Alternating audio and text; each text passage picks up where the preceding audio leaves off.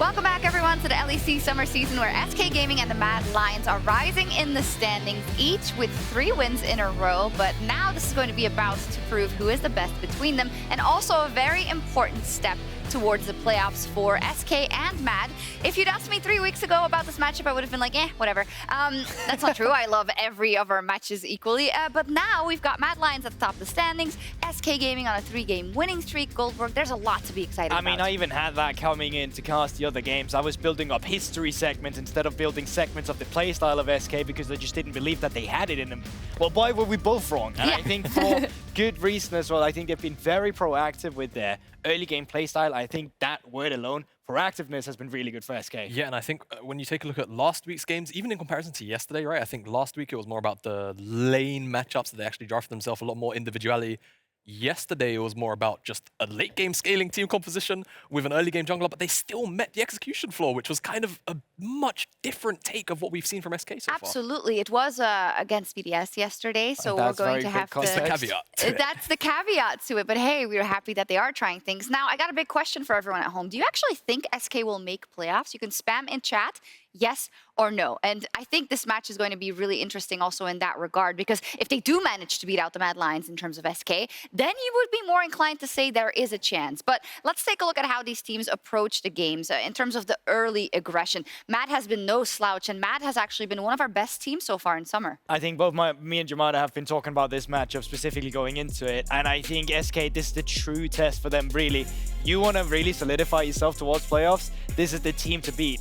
But quite frankly, I don't think they'll have it in it to do it. I think going up against the likes of Elyoya and Nisqy, it's too difficult of an obstacle. I think they're the best at what they do. TV, I heard you say this in a different way right before we got on there. You were so passionate about why they weren't going to succeed. Give me that same fire. Okay, well, basically, I feel like Gilius had a lot to prove as well. He's super proactive. He was on the map all the time. The problem is just, I think if you make one mistake in terms of your pathing against Nisqy and Elyoya, you'll get found out. They'll have a ward on your camps. They'll cross-map your entirety of the map. They'll play on the other side while you're just start clearing or you're getting invaded. And it's so difficult for people to play against them because of this reason. Yeah, and I think yesterday you even have a case study of MAD shutting down a jungler so they can't play the game, right?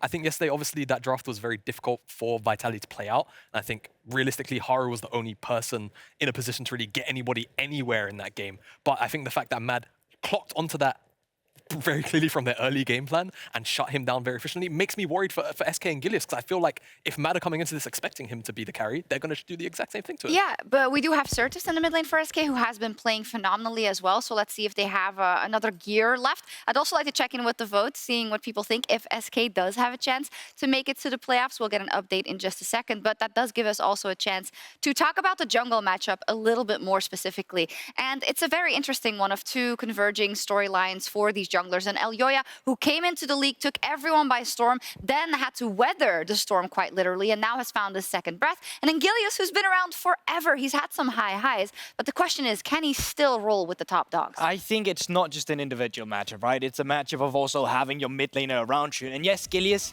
in the last few weeks, has been very good at staying proactive, trying to facilitate his laners. But Gilius has never really been facilitated himself. It's not teamwork when they're walking around on the map. Gilius with Hexflash and Poppy was great, but when you play against Nisqy and Elyoya, it's like a 2-man unit all the time. It's like playing it's always at a disadvantage. Yeah, I feel like MAD are such a teamy team, right? They do everything together. It is all pre-planned typically. I feel like for SK, maybe we need to see Sertuss potentially step up and try and match what MAD are doing in that regard. Maybe in the draft, try and give Sertuss a matchup with early agency so he can actually pair up with Gilius and try and shut down this combination. Yeah.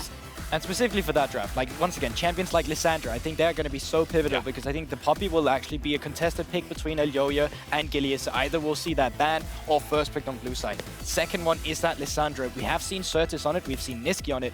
Personally speaking, I think Nisqy is the way superior Lissandra player themselves, so it wouldn't surprise me to just see, you know, SK ban away that, try and get Sertuss on something with the agency, like the Aphelios, like the Sylas we've seen him on in the past, so he can take control by himself, so you don't have to fight the 2v2 all all the time, but there's one member who can lead you forward. And where do we think we're leaning towards with this champion pool in terms of the jungler specifically? Gilius, if I remember correctly, yesterday went for the Jarvan, for instance. We've seen a lot of Poppy, but it's banned out very often. We did see also the likes of the Viegos and the Zinzaos and whatnot still. I feel like some things have been taken off the table, but it doesn't necessarily hamper them too much. Yeah, no, I think both these players still have a very deep champion pool. I think one thing, if we start to see things like the Poppy come off the table, even the Jarvan ban early, who knows? I think something like Lee Sin is something that both these players would happily lean on. But we don't want to honest. see it, I think. We remember when we watched the Gilius game a couple of weeks ago and everyone was like, no, don't play it anymore. Well, the thing is, Lee Sin is just really struggling because there's so many champions that deal with mobility, but one of the few players I would let it slide for in EU would be Elyoya. Yeah.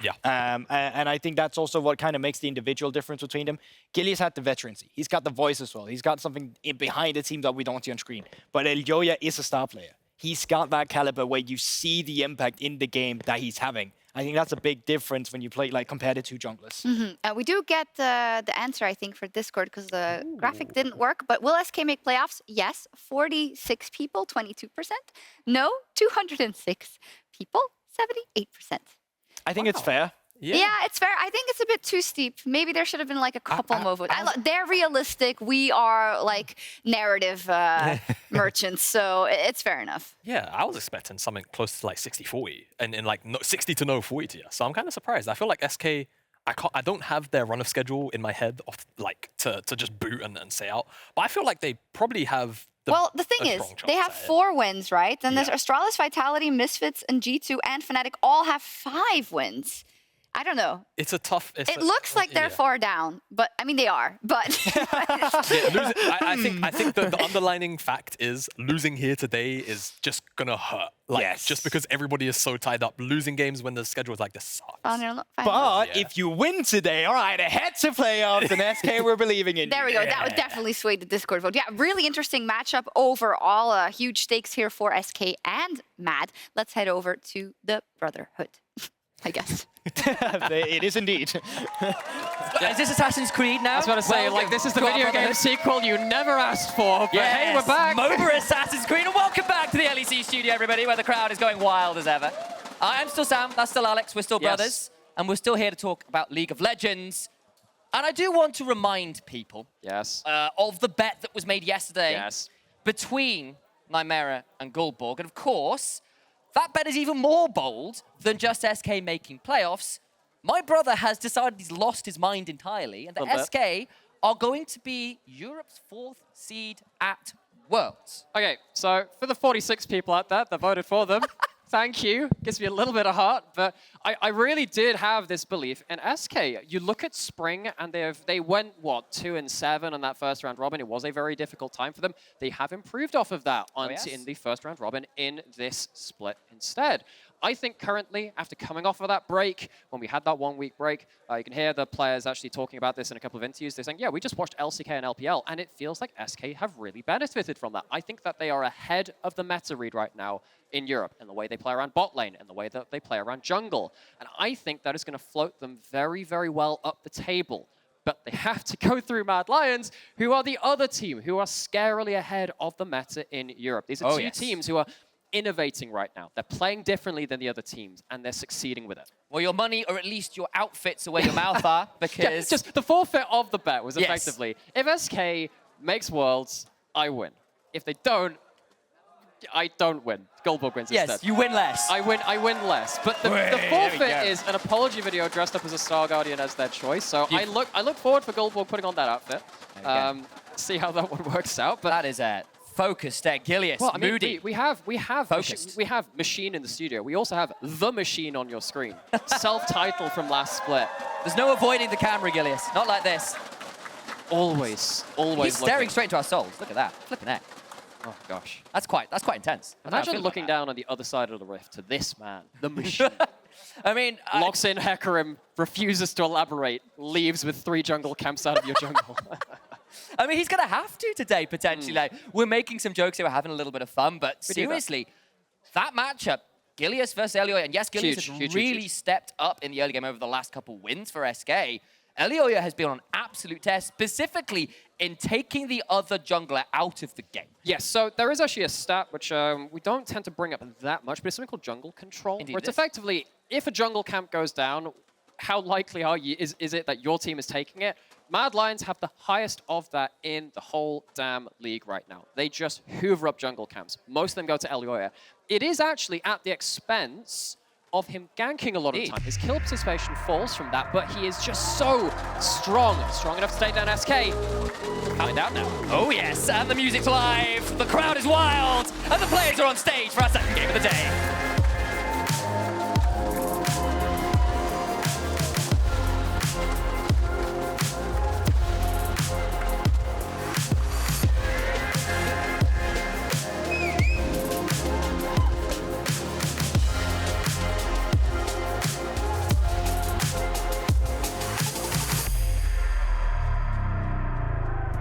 And with that juicy beat drop, we found our way into pick and bans for this game. And honestly, there are so many lanes, so many players we want to watch up in this one. But one thing I do want to call out before we get too much out, of course, Unforgiven broke an LEC record yesterday on Draven. With the largest goal difference at 15 on the champion ever. Cheers for the Yuumi ban.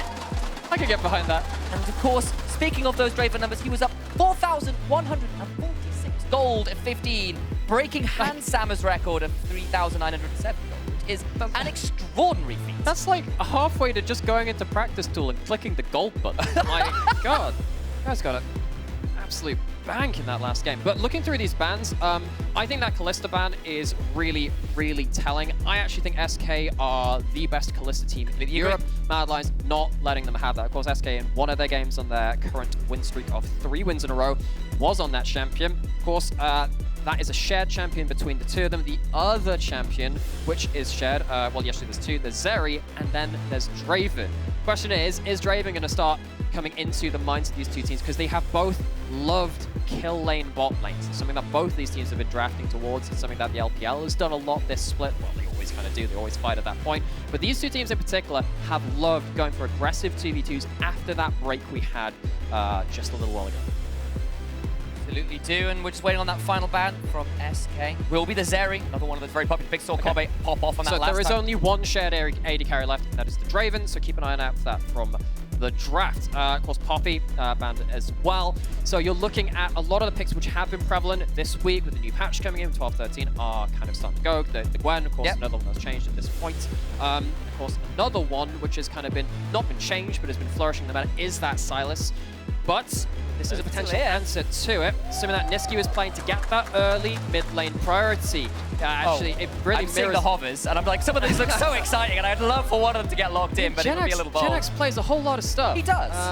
But yeah, I mean, that Taliyah will really shift this draft already. It's already heading towards Nisqy being able to shove and roam and play towards Mad Lions' playstyle. It might just go back to the old faithful Gnar, and the crowd perhaps a touch disappointed, but we all know this champion's still very strong. But the match up into that Taliyah will be the Sylas. Of course, you could steal away the ult a little bit like you used to with TF and match the roams, and at the minute with so many good ults. Is that the Thieves Wall? I feel that's not the best name for that. We'll workshop it. Okay. That's what we'll do.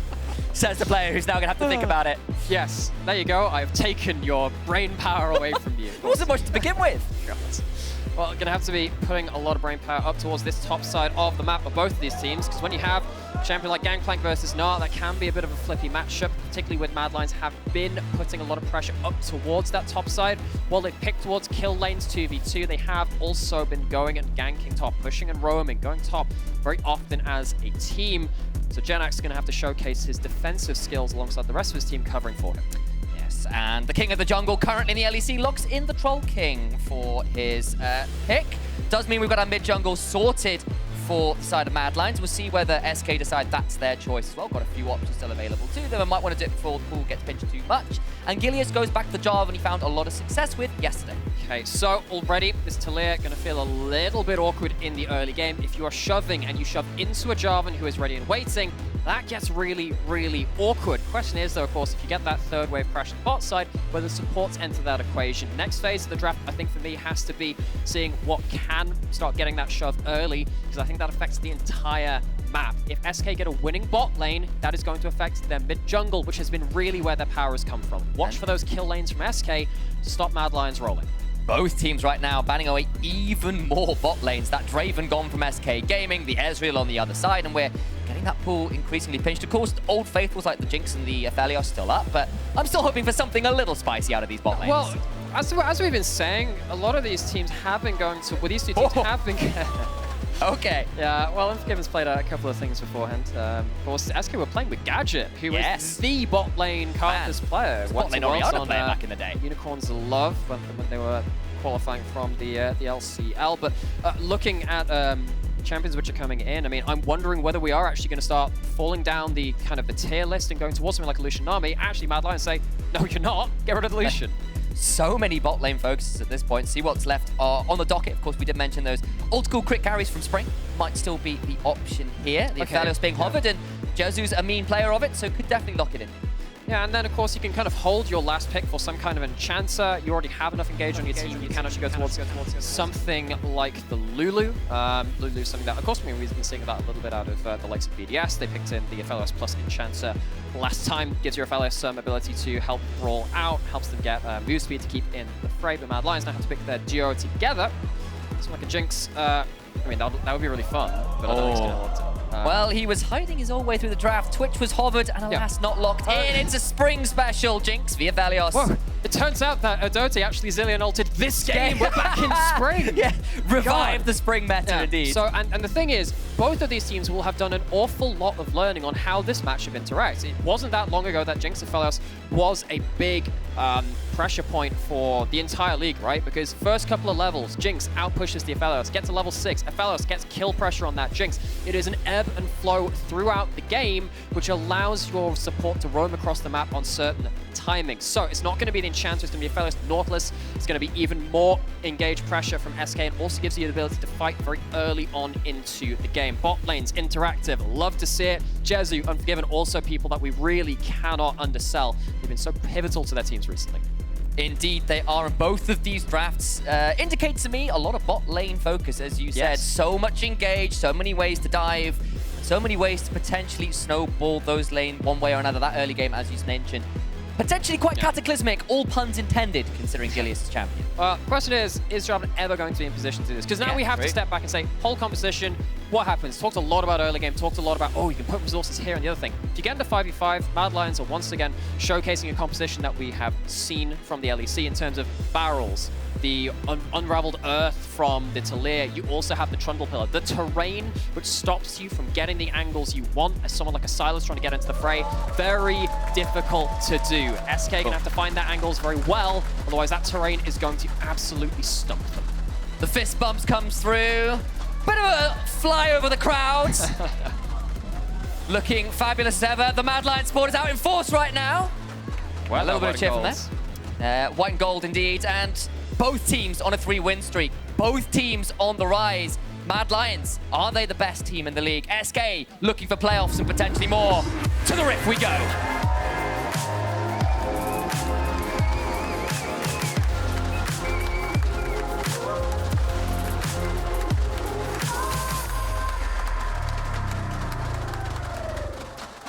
This will be your captain speaking. We are at about 600 feet above Summoner's Rift. Here, looking over the wildlands of Valoran as two teams look to battle it out here in this gladiatorial combat. Well, don't think there's going to be much turbulence as both teams were looking for something. They've gone to completely opposite sides of the map. Of course, Nautilus is one of the strongest level 1 champions in the game. Both teams have grouped up. They haven't found each other. It's going to be wards, not even traded actually. Mad Lions going to save their level 1 wards. And I think that's important because often when you see these split maps, you do see, again, wards traded. You can see that Mad Lions have lost some vision on their own side. But this helps Mad Lions keep wards for their laning phase to track Gilius when he comes towards their lanes. Of course, that Jarvan so strong at early ganking. It's something that Gilius has been doing an awful lot for his team recently. Nothing super surprising here in the runes either. We can see there was the spellbook in for Nisqy, but that's not exactly unusual. Means that when you're running the Flash Ghost, you can still trade out to other things like the teleport and continue to be around the map as much as you can, which of course is one of Nisqy's big strengths as a player, of course. Okay, late invades. Armut's walking in with Elyoya. Gilius is alone on the buff, but does see this. What's he going to end up doing here? Okay, Mad Lions, again, going for individual jungle lead. Elyoya just pushing around Gilius, and they go towards the top side of the map and even take a bit of a cheeky leash. I'm actually not sure the damage that Gilius did to that red buff was reset. So Elyoya ahead of the clear so far. And already jungle attention is where the game has gone. Oh my so God, jungle Gilius. attention Gilius is on the other side of the rift. is where we should pay our attention as my Betrayal! co-caster decides to be a little facetious.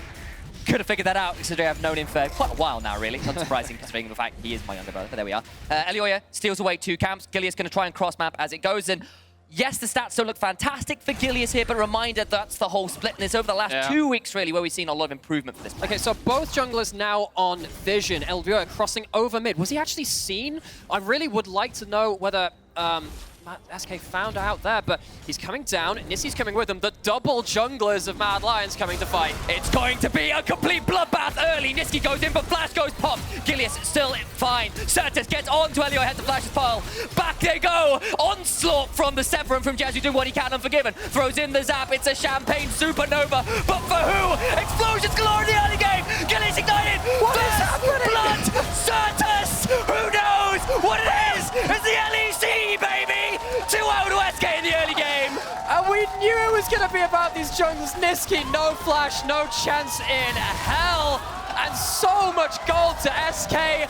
What did I say? SK on the up and up. They have ways to fight early. And you know what? I had good feelings about this team, even though Mad Lions were looking like potentially the best team in the league. SK have come to play. It's not 14 minutes and already SK are nearly matching Mad's usual record. You know what's hilarious? There was a certain timestamp, I believe it might have even been week 4, where SK, before 14 minutes, in the entire split at that point, had like 4 kills pre-14. In this one game, in 4 minutes, they have almost matched their early split aggression. And they're doing it with the early fighting potential of the Jarvan, the early fighting potential of the Nautilus. Of course, we brought in the fact that this bot lane would have some early impact, and the fact that the Nautilus can get fighting early is so important to SK. They judge it right, and Mad Lions, they miscalculate. Control the jungle, control the game. It's been Mad's Ryzen to Etra the whole split long, and this time, SK came to play. We've been hearing from behind the scenes how they basically spent the entire week off watching LPL, watching LCK, and this is something so common, particularly to our Chinese region. And they came to contend and fight fire with fire in this early game, and they've earned themselves a very healthy gold lead, only 4.5 minutes into the game. The legendary Kevin on production has informed us that the HP that Gilius survived on was 3. What? 3. 3 kills, 3 win streaks, and 3 5, HP. Not 5. It's a sign. Not 5, that is too high. Nor 1 or 2, they are way down there. It is 3, and only 3. The holy flag grenade? That's the one. Well, speaking of that flag, Gilius now has a lot of flashless targets to go point towards. Nisqy, of course, being one of them, and you can see what they're doing. Nisqy trying to push in, but Taliyah finds it hard to farm the wave without pushing. Not going to get caught. Abscond, abduct. Gilius takes a tower shot. They won't go for too much more. The seismic shove comes through, and Sertuss takes an additional tower shot. Now has the threaded volley coming through. Will not flag and drag forwards, though. And Nisqy wards off the attempted gank. Calmly, but for those of you see that, saw like the little replay, the little clip roll that we do at the end of the show days, yesterday, part of it was Nuke Duck getting ganked over and over on the Taliyah. Now, there are some ways you can play around it, and in this one, he just holds that Unraveled Earth, just puts down that, that dash-denying zone, and holds his nerve. But again, really love what Gilius is doing here, punishing the fact that Mad Lions used a lot of their summoners early, and look at again. He's spotted on vision, yes, but he's just holding Nisqy to account. Nisqy loves to get out of lane, and SK are pinning him firmly in place. They are trying to keep Nisqy tied to lane. They're back towards mid lane. They're back towards trying to ensure this Taliyah has no exit, no egress from the mid lane tower. But also another part of this, we talked about bot lane and draft 2 affecting this mid lane matchup, because you can have a roaming champion like Nautilus. You can see actually on the mini-map, you can see that actually Jezu was just walking back into lane. That's because the bot lane reset. It gives Treatz the ability to make a free play on the map. AD carry goes back to buy items. Nautilus goes and tries to have some fun on the map. Puts mid lane into a bit of a dangerous position for Nisqy, means that they can't do anything, gets some wards down, and that means that this reset from SK has been quite valuable from the perspective of Treatz. Let's see if Kaiser can do anything similar. Now he's on the reset too with the Rakan. And of course, Sertuss over the last couple weeks has been a bit of a revelation for SK in their turnaround in fortunes.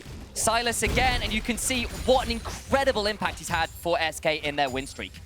Yeah, and on the Sylas, getting gold from that early skirmish too, he is in position to do some mighty nasty things to MAD Lions. Of course, it's not an easy job for Sylas this game.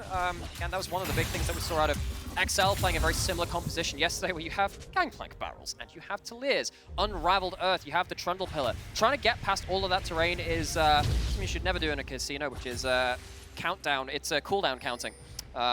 Because you're looking at this and just trying to say, when do they not have their disengage abilities up and available? Can Sylas find a timing window in at that point? For me, this is going to be, when it comes to the bigger fights later, which of course it will do, League of Legends does lend itself to team fights, it is going to be about how these teams efficiently judge how cooldowns are being used. And see what they can get away with that without missing those numbers, missing that counting, and getting themselves punished for it. As we all know, the house always wins, and it's dangerous games you're playing with that. And I do need to ask as well, because of course MAD Lions are behind for the first time in a very long time. They are normally so good at getting their early leads, even if we've seen some slip-ups in the mid-game. My mind goes back to the MAD Astralis game, where Astralis came back and made that one a lot more exciting than perhaps it could have been or should have been. And they are down early as Jenax gets the Gnar into the wall. Won't quite get as much damage as you'd like. There's an orange, and Armut will be potassium or K, and gets to back out from here for now. Taking the hard trade, of course, Gnar is a champion who effectively has that Gnar ult available every time you go into Mega, is one of the changes made a little while ago. See that Kaiser making his way towards mid, Treatz was there too. Both the supports matching each other, and of course, Kaiser, one of the real European support greats of recent years. Back when MAD Lions were on their title-winning runs, Kaiser and Elyoya were such a big part of that success. Kaiser this split being trying to aid the rest of the map on similar roaming picks again, even picking stuff like Rel, who's been a difficult champion to pull off just so he can get to plays early. And of course, Rakan doing a very similar job, and he's just making sure he's present on the map. All the while, Gilius on vision on the Herald, but it's SK with the early pressure, SK with the early lead, and SK will get the early objective here. But MAD looking to potentially punish, but Sertuss and Treatz, no. It's a very deadly place to be right now. And actually, you can see again, Jezu actually backing off from the tower. He's actually walking back down now. He walked back away from the tower, gets to clear that wave all the same. There is going to be a rotation from MAD towards it, but he has both Sums and Treatz will be in the area. Let's see how quickly MAD Lions can pull off this play. Nisqy is roaming. Nisqy's got Ghost and Weaver's Wall and a potential route to punish. Kaiser walking forward. Look for it. He's got red-white, and he will be able to flash out before he's been told to say goodnight. There you go. It's not quite at the point yet where Aphelios is using bug language to say, don't fight me, I have bright-colored weapons. But it is still going to be a flash away. SK not quite there in time, but they're going to go for it anyway for the backline to go. Gilius with a cataclysm to make him rain as the cannon barrage comes through, and Treatz taken very low. MAD punished this time around. Flash for Megan. Excited he is! And it's 2 to MAD Lions, and the gold is back to dead even. Oh, and it looks like such a good combo, but you've got a cannon barrage one side. Unforgiven gets a 3-man super mega death rocket as well. Didn't actually end up getting the final blow, but the AoE damage turnaround was really well played from MAD. SK, they overplay their hand a little bit. They let MAD back into the game. They thought they had the option, but the turnaround there, that cannon barrage was so good. They'll get themselves a dragon. The game is right back to a competitive one. Let's have a look at this one again. And again, SK really wanting to play around that early power. And this is a good angle to look for. But Jezu's not in the right position. You've got an AD carry hitting on one side. You don't have on the other side. And of course, MAD still have that Gangplank ult, as you rightfully called out.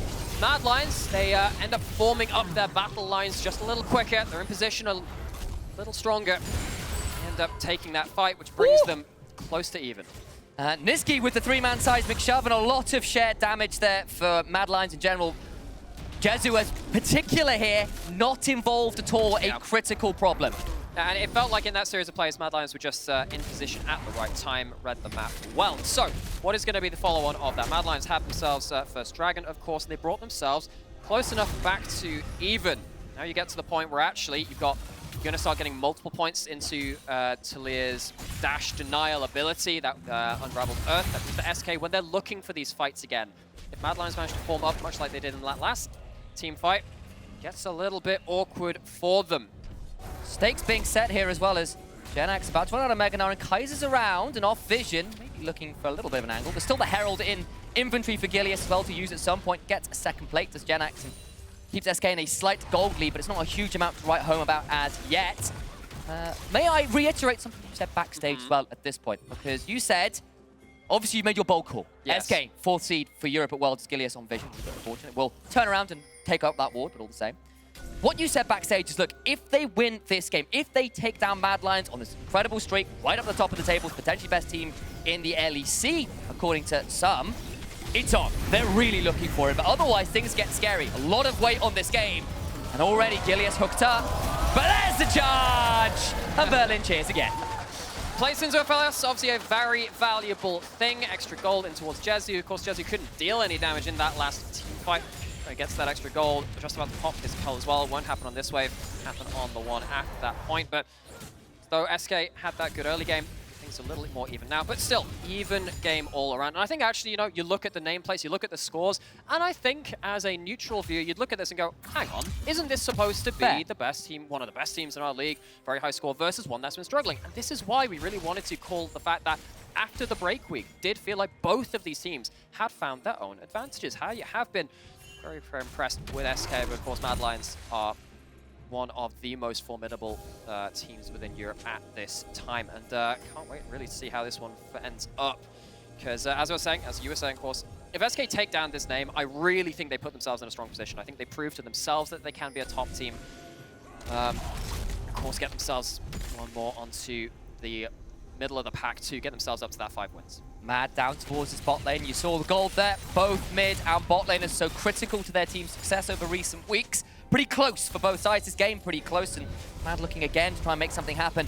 Haven't honestly managed to unlock Nisqy to make proactive plays. It was a reactive play last time, and that's my one concern for MAD. I do need to see more of that happening as Janax trying to clear this wave under tower, under duress, as Janax continuing to be very obnoxious, taking tower shot to his name though. He's going to heal back up with that potion. Yeah, and actually, Janax hadn't played the Gnar this split up until that last game that he played where he's solo killing Aggressivo on the Sejuani. In this game, getting his individual advances, just about to hit Mega Gnar again. Nisqy, as you're saying, getting out of lane, starting to pack the map. This is what you wanted to see. Let's see what they can do with it. Boulder toss comes down. Gilius coming over fast he can. On to Nisqy. Going to be seismic shoved away. Mega Gnar at the wall, trying to stay alive. Flashing out best he can. Counter barrage afterwards. And Kaiser is quickly coming up and secures some kill. It's 4 members of MAD Lions around in SK turn up, but it's a little belabored, a little late. Cataclysm out the flat out for Gilius, trying to stay alive. But what about the turnaround? Sertuss with a stolen quickness will bring him down to his level. The chains go lashing and drag him straight to jail.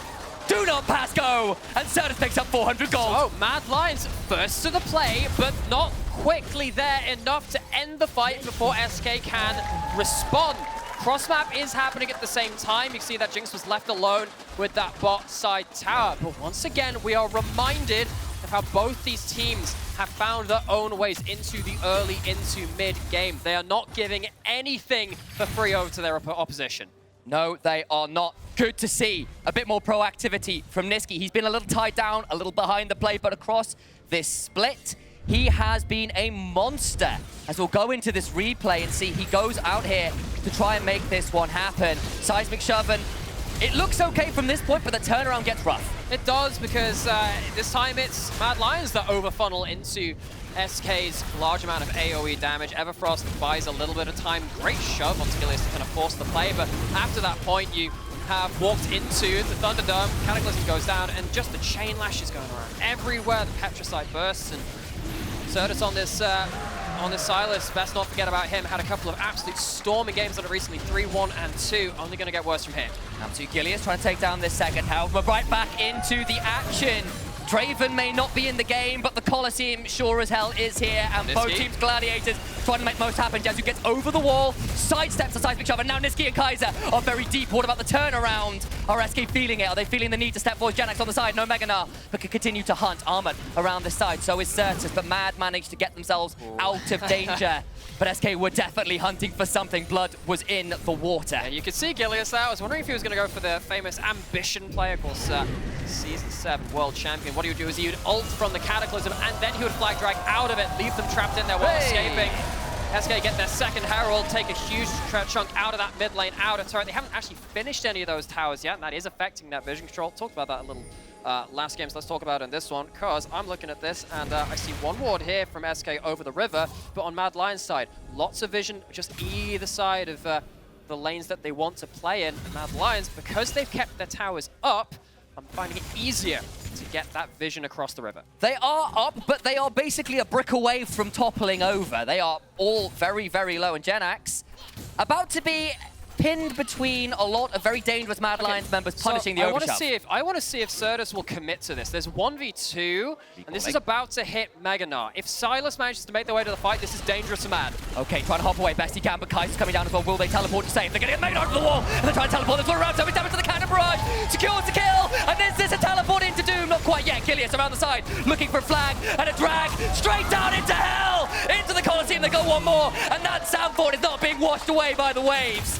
It has just been the story of this game. Proactive play, actually fairly timely response. We could tell that happening from SK. They had the teleport on Sertuss, who couldn't quite get into the play.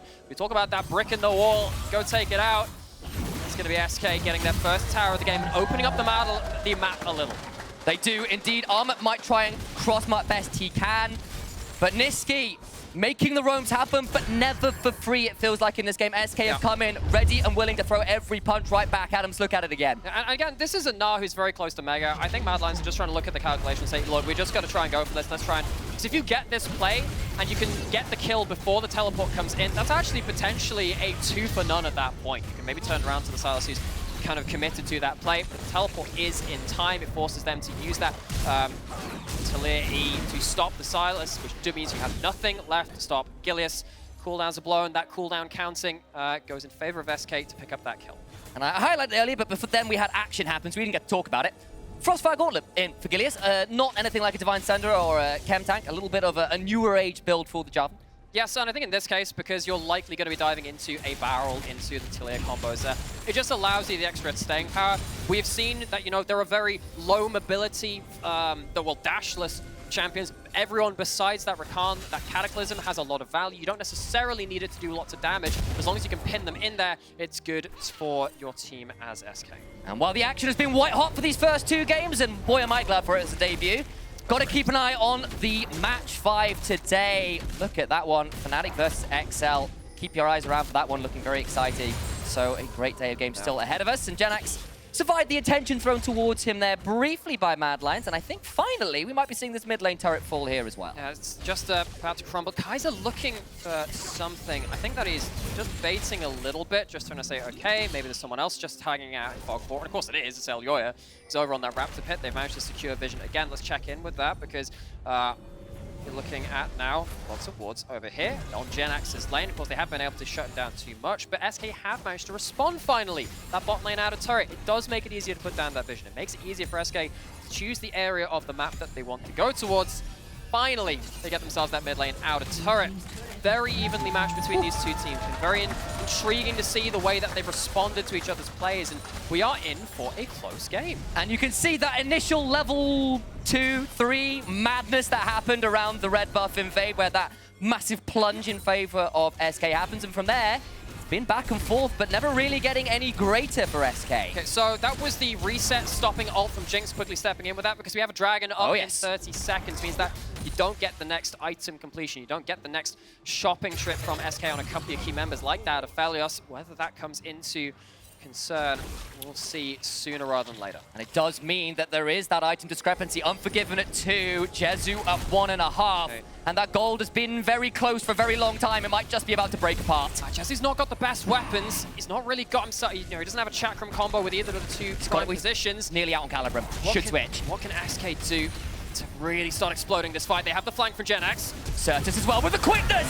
Gets in and tries to bring them down! But what about the turret with the cannon barrage? Doing a lot of work! Gnar into the wall! Gilius into the backline! Murders! Unforgiven! There is nothing left to do! Gilius must escape and will surely fall! Pulled out of the wall by Nisqy's seismic surge, but the battle continues. Jezu being chunked down by Elyoya, who flash jumped! You don't beat the Troll King! Mad Lions mid-jungle comes to play! What starts out as a wonderful flank movement from SK can't quite get the knockout blow. Elyoya, the guy which has continually said, give me the resources, I'm going to take that farm and I am going to be another carry, comes in that fight and slaps SK down. Once Unforgiven was chunked out so heavily, I thought this was pretty much over. Look at the amount of damage that comes in immediately, but key moment from Kaiser. Stops Janax from getting there as well. Immediately said, if that Mega Gnar gets onto the backline, fight is over. Kaiser does just enough work to space out the combo from SK that it gets messy, and in that mess, MAD somehow come out ahead. Clutch seismic shove from Nisqy, and then Elyoya. What a beast he's been. Jezu in that fight, you know, he was looking for that last kill combo, trying to get that Dusk Wave from the Infernum across the backline. But to do that, he gets into melee range of that Trundle. Trundle chomps him a couple of times for good measure, gets to press the attack running, and Jezu, while he gets a decent amount of damage done in that one, couldn't quite get those killer blows, and Elyoya punishes him for it. Chachi in game one, Armut in this one, showing exactly why Gangplank has been so highly praised as late James Bond numbers right now, and certainly got a license to kill in this one, it feels like. This one already come. Well, looking now into what's going to happen across this map. You can see that Sertuss was looking to go towards that top side. Jezu doesn't have any summoners, nor does he have the Gale Force for another couple of seconds, so Armut's trying to see if he can get a cheeky barrel combo. But after that Dragon fight, MAD Lions, again, managed to regain control of that vision control. Got to keep checking in on it. SK don't have any vision across the river. No way they can teleport onto those walls to get those big backline plays. SK working with limited information and limited angles. That is very good for MAD Lions. In a bloodthirsty game, and Jezu's living up to that one. Finally completed the item, which he did not have for that last fight. Imagine Severum plus Bloodthirst for that last one versus Elyoya. It might have been a very different fight. Well, I'm sure some Stranger Things fans have been paying attention to Metallica. Indeed. This one's actually Slayer's Reign in Blood. Reign of Blood. Oh, is that? Yeah, sorry about that. Oh, no, I've ruined myself. Shocking. Shocking. Lack of metal knowledge. Oh, God. My bad. Oops, outed myself. But Jezu now has, of course, that warning sign, red and white. Oh, Armut face checks Janax, who's hopping over for the attack speed. Barrels come through, try to turn one on Mega Gnar coming through. We're not going to see any more action. Armut gets to walk away from that one. I thought that would be a little more exciting. It was. I'm a little disappointed. Yeah, I mean, Janax has a lot of damage to push Gangplank away, but Gangplank's still going to be able to disengage from this matchup so far. It's one of the big strengths of a Gangplank, and also why he sucks into champions that can ignore slows and kind of chase them out. So Trundle are obviously just very good at that kind of playing. But someone like a Gnar, if you hit a barrel onto them, the slow and the move speed is enough to disengage you from it. Now, speaking of that, Gangplank, Armut headed back into a side lane and being able to push out some lanes and allow MAD Lions to approach the map with priority on the sides. Call it out as well. I think that's a very smart Randuin's buy from the Gnar as well, considering you'll be laning a lot into the GP, who's building crit this game, and also you're into the Jinx. So you got the right hand. There's going to be a quick carry as well. My worry is, I mean, Nod tends to go a bit tankier afterwards, after the first time anyway, but you've got, you know, Warmogs and the Frostfire on Gilius. If these two are the ones reaching the Jinx, you don't actually have enough damage to finish them off at that point, particularly when you've got Guardian and Shields coming in from the Rakan trying to protect that Jinx, which means really you need Jezu and Sertuss to find the right angles. They need to get that follow-up damage, and as we've seen, it's actually very difficult for them to do that. So I'm a little bit worried about what's going to happen if Janax and Gilius are having to do that heavy lifting, because they're going to have to play out of their minds to shut down the carries, the amount of damage they have. A valid concern about the build there from Nymaera. While you can sort of see the obvious benefits of it, might cost them if they need to murder the Jinx very quickly, as stated. But now, Baron's alive, has been for 5 minutes, so a minute or so until what would be Soul for MAD. That is the advantage they have, but very dark, and Nisqy needs to be afraid. Yeah, and they've made mistakes around late game objectives before. Chains land, and let's see whether they can drag this one down to hell. The cycling shot will keep him alive now, but Treatz throws down that, forget the name of it, doesn't matter, he's dead anyway. Depth charge, thank you very much. Bad time to be forgetting ability named Armut. Tried to flash through the flag and Dragon Soul to manage it. Cataclysm comes through, but a cannon arrived to match.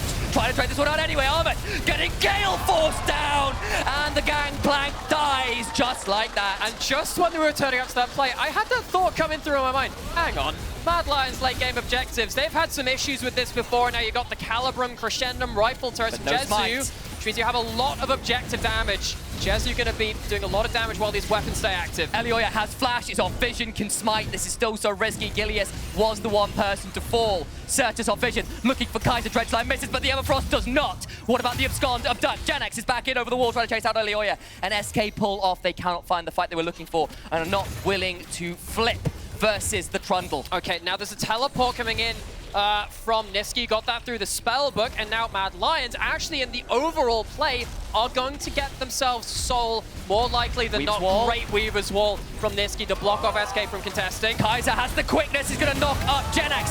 Dragon secured, into the backline goes Unforgiven, has got the quickness stolen, trying to do what he can. Elyoya healing right back up though, with a Subjugate. If you go for the king, you best not miss. As he gets out, gets the Soul, and Mad Lions do come out on top in that sequence of plays. What a dance this has been. It starts off with a bit of a side lane oopsie from Nisqy. You can see they were trying to balance out the map, get some push out, and SK punish. But in the elongated play, Mad Lions have that Soul to play around. That's not something SK have, so when SK fail to get that Baron, they lose out. So Mad Lions somehow, after this, actually come away with a bit of a winning play. They have that permanent objective now. Do indeed, and the turnaround here, it looked so good until Gilius dies. If he survives, he had Warmox. He'd heal right back up. This Baron is theirs. But just critically, they secure the kill onto the jungler. They bide their time, they get the dragon, and now Mad have the permanent advantage. To Kaiser, finding Treatz, but another thing to check out as well, because we saw that Cataclysm again, Gangplank no way out of that. We've seen it onto the backliners as well of Mad Lions in Nisqy and Unforgiven. Next fight, no flash on Unforgiven, no flash on Nisqy, no flash on Armut. Gilius has the pick of the litter to try and lock down a target for his team. Mad Lions, I think at this point with that Soul, particularly with the way that the vision controls are working out, I think I'd call them at a slight advantage, but it can slip away from them. They let one of these flashless carries get too close to Jarvan. And eyes on Sertuss, a player we've highlighted through the game. Honestly, we've highlighted both mid laners through the game and how critical they are to their team's winning ways. But Death Cap has just been completed for the Sylas, who is now very much online and very willing to try and murder whoever he get a hold of, as Kaiser does manage to escape from an attempted little SK invade. Elyoya now going to find Treatz. Elyoya no flash either. But I don't know how much Treatz wants this. Jezu steps up, has got Onslaught running, Elyoya ignited, but Treatz is down! He's tricked into that one! Gilius getting knocked out, goes down, 2 already! Genax to the backside, but Mad punish SK! 3 for none! It's another miscalculation again as we wave hi to you as Mad Lions are going to go wave themselves over to that Baron, a hard-earned objective.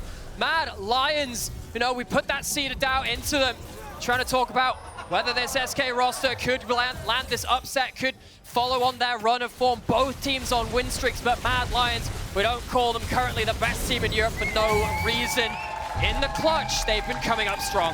Baron to them, Soul to them, and this game that was so close is beginning achingly to creak and break in their favors. Look at this one and see how they did it. Oh, well, it's another barrel chain. How many times are we going to have to say that today? It's already in game 1. And though there are so many flashless targets, it does feel like the damage numbers, the amount of shields you can bring out, the disruption from something like the Rakan, it's reached this breaking point where, again, if SK can't find that perfect angle, it's not good enough. Once again, they don't close down their priority targets, flashes, or not an SK. Punished for the not quite right engage. And you can see it there as well, a little bit disjointed. But Genax got knocked up before the Mega came through because Kaiser, with the clutchest grand entrance I've seen in a little while, they turn it around, they get the kill, and now with the Baron, they can try and get as much gold as they can to try and bring this one in their favor. Up 1,500 from that so far. Nisqy in towards the mid lane. Just trying to make sure there's no easy way to shove out here for SK. So Nisqy just using the threat of the Weaver's Wall, which is now off of cooldown. And see that countdown on the left-hand side, where the rest of Mad Lions grouping, shoving, trying to get into that base. And again, now we need to watch what Mad Lions do when they're pushing so hard. One of the things which actually a team like RNG does very well, I think that a lot of teams, actually Rogue very good at this in the LEC. If you push too hard, you go onto enemy vision. You can see right now, they're pushing on towards. Can SK find something off of this? Gonna try and play for that best they can. The pillar does not do as much as perhaps was wanted, and Mad Lions kind of forced away there as SK looking. Treatz went for that flash hook, but now a turnaround from Nisqy with a seismic shove. They're on to the Nautilus, and he's dragged down to the depths. Nisqy holds his nerve on the flash away from the hook, doesn't pull it there, knows it's missing, flashes forward to take out some of the teeth of SK's pick potential. You can't fight around that vision and pushing too far into it if you don't have your Nautilus and Nisqy. Wall, and there's no Gwen in this game to stitch it right back up. Gilius into the Cataclysm, but it's only his own demise. The apocalypse strikes for SK. Their win streak is looking like it's close to ending. SK in spring 2-0'd MAD Lions. MAD Lions replay the favor in summer, looking to send SK into a precarious position in summer. They're the kings of the jungle, the kings of the LEC, and the Lions roar their way to another victory unless somehow, someway SK can do something. Jezu tries his best, but it will just not be enough. A valiant effort, all things said and done from our 4 and 6 team, but MAD Lions cannot look down on this team.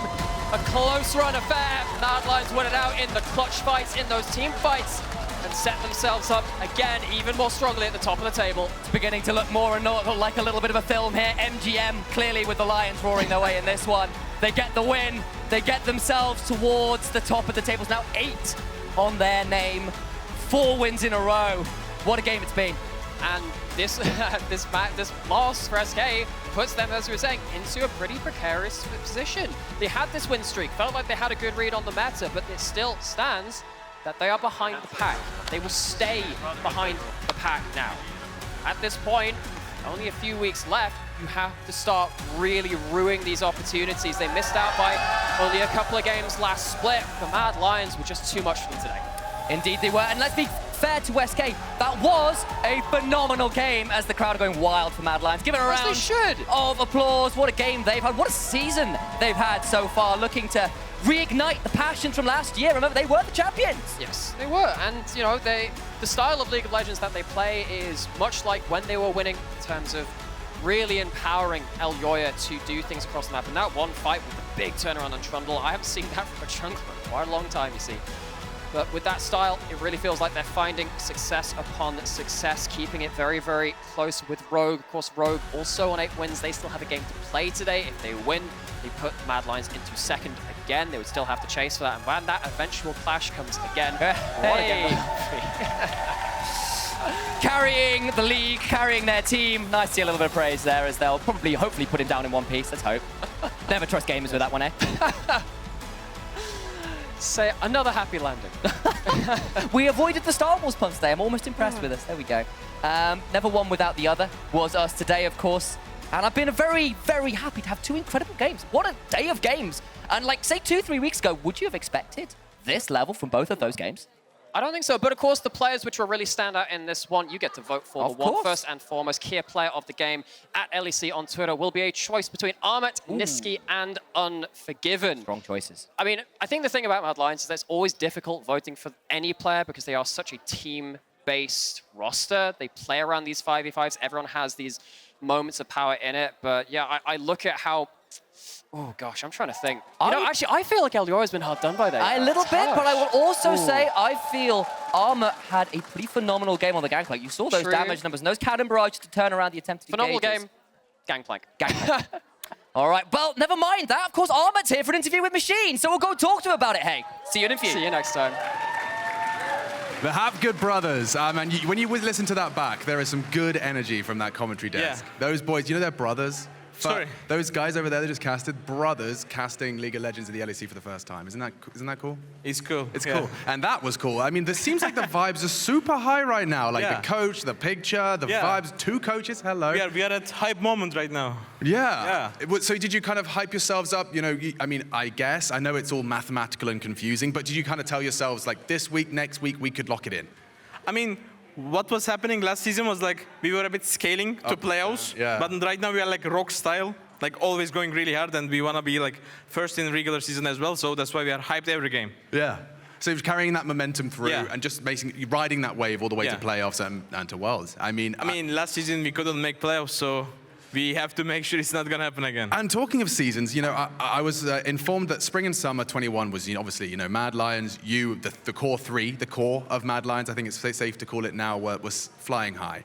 You then had this kind of off-kilter moment. You lose 2 of your hardest hitters, and you seem to have landed on your feet now. You know, obviously, Nisqy, the final piece of the puzzle. You think you've got a 5-man unit, everyone towards the same common goal? Yeah, I think bringing Nisqy changed the team atmosphere a lot. Because I think we needed the new blood, because we need to hype ourselves, and to be honest, making that playoffs is always harsh. So right now we are working really hard and we are really motivated we are lucky to have such a roster, so we will make use of it, you know?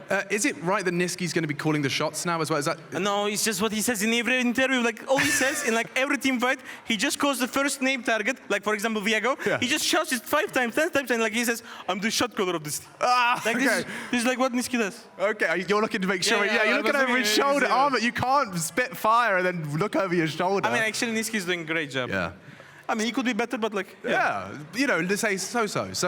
And talking of so-so, what do you say about your next 2 opponents? Fnatic, XL could be locking yourselves in for the playoffs next week, or some mathematician's going to hate me for saying that, but you're close. I mean, I would say Fnatic is looking a bit... Like, I don't know if they are good or bad, because they look really shaky right now. Yeah.